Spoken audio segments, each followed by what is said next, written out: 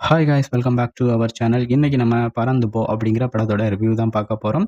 இந்த படம் சிவாவோட நடிப்பில் வெளிவந்திருக்கு. அதே போல் டைரக்டர் ராமோட டைரக்ஷன்லேயும் இந்த படம் வந்து அமைஞ்சிருக்கு.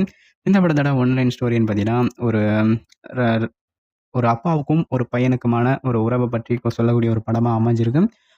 இந்த படத்துல அந்த அப்பாவும் அவங்களோட ஒய்ஃபும் பார்த்தீங்கன்னா வேலைக்கு போயிடுறாங்க. பையனை வீட்டுக்குள்ளேயே வச்சு லாக் பண்ணிட்டு போயிடுறாங்க.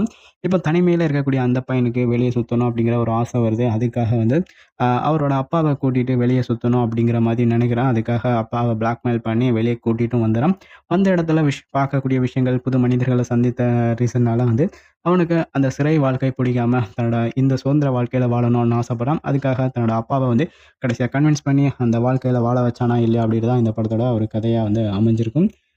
இந்த படம் வந்து சிவா அவருக்கு வந்து ஒரு புதுவித ஒரு அனுபவத்த குடுத்த மாரி தான் இந்த படத்துல இருக்கும்.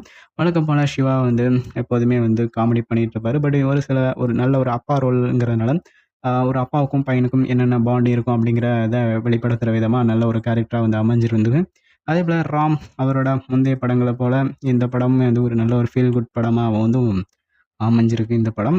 அ அதேபோல வந்து இந்த படத்துக்கு யுவன் சங்கர் ராஜா அவர் தான் வந்து மியூசிக் பண்ணியிருக்காரு. படத்துல வந்து பாடல்கள் எல்லாமே வந்து அ அம் ஓரளவு கேட்கக்கூடிய ஒரு பாடல்களா இருக்கு. பட் ஒரு சில இடங்கள்ல வந்து அம் பாடல்கள் என்னடா வந்து அடிக்கடி பாடல்கள் வந்துகிட்டே இருக்கு அப்படிங்கிற மாரி வந்து தோணிட்டே இருக்கும். ஏன்னா படத்துல வந்து சின்ன சின்ன மூமெண்ட்ஸ் மொதற்கொண்டு பாடல்கள் வந்து வந்துகிட்டே தான் இருக்கும். ஆம் படம் வந்து ஓரளவுக்கு வந்து ஒன் டைம் வாட்சபிள் மூவியா தான் இந்த படம் வந்து அமையும். இந்த படம் இந்த படத்துல வந்து கிரேஸ் ஆண்டனி, அஞ்சலி அப்படின்னு சொல்லிட்டு அதேபோல யேசுதாஸ், யேசுதாஸ் அவங்கலாம் நடிச்சிருப்பாங்க. ஆ அதேபோல நெறைய பேர் இந்த படத்துலயும் ஆர். அர்ஜுனன் அப்படிங்கிற மாரி ஏகப்பட்ட பேர் நடிச்சிருக்காங்க.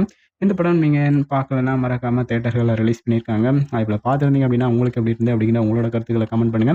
அதேபோல இந்த வீடியோ பிடிச்சிருந்தா மறக்காம லைக் பண்ணுங்க. சேனல சப்ஸ்கிரைப் பண்ணிக்கங்க.